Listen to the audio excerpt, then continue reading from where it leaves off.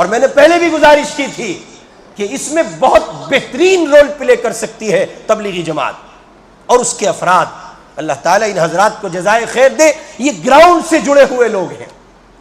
تبلیغی جماعت اس سلسلے میں جتنا منفرد کردار ادا کر سکتی ہے.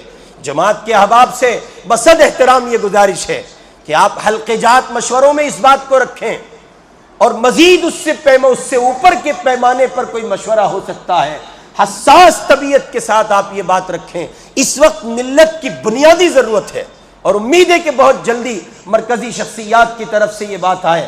ہماری تبلیغی جماعت کا نظام چونکہ بالکل منفرد رہا ہے ہمیشہ سے, وہ صرف اور صرف اللہ رسول کی بات زمین سے نیچے اور آسمان کے اوپر کی کرتے رہے ہیں. یہ ان کا اپنا ایک نظام رہا ہے, بس اللہ اور اس کے رسول کے دین کی دعوت دینے کا. اس واسطے ان کو اس نوع کے مسائل سے نہیں جوڑا جاتا ہے اور نہ ان سے کہا جاتا ہے. لیکن اب یہ وہ ہندوستان نہیں ہے جب ان کو چھوڑ دیا جائے گا. انہوں نے بھی لاک ڈاؤن میں کرونا کال میں حالات دیکھے ہیں. اس لیے ہم گزارش کریں گے بصد احترام اپنے علاقے کے تبلیغی جماعت کے ذمہ داروں سے کہ آپ اسے اپنی مسجد کے مشوروں میں رکھیں اور وہاں سے یہ بات طے ہو. جیسے آپ اللہ کے دین پر لانے کے لیے ساتھیوں کا ڈاٹا کلک کرتے ہیں اور پھر اس پر محنت کرتے ہیں. اللہ کے بندو, ہندوستان خطرے میں ہے.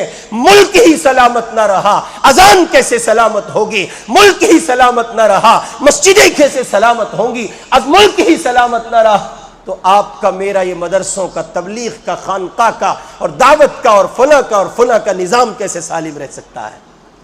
اس لیے آپ سے درخواست ہے, جہاں جس مسجد سے آپ ہیں وہاں آپ یہ طے کریں, اپنے لوگوں سے کہیں کہ مسجد کے پیمانے پر مسجد کا امام اعلان کرے اور وہاں یہ ڈاٹا جمع کیا جائے اور پھر ہر آدمی آ کر کے بتائے اور پھر مسجد کی انتظامیہ, مسجد وار جماعت اور امام محترم کی سرپرستی میں یہ کام ہو. اگر مسجد اس کام کو تقسیم کر لیا گیا کہ میں آصف محمود اپنے محلے کی ووٹ بنوانے اور اس ووٹ کو بنوا کر اس پر زور دے کر کے صحیح استعمال ہو ایک کوشش کر لوں, تو پھر نتیجہ اللہ پر چھوڑ دیجئے.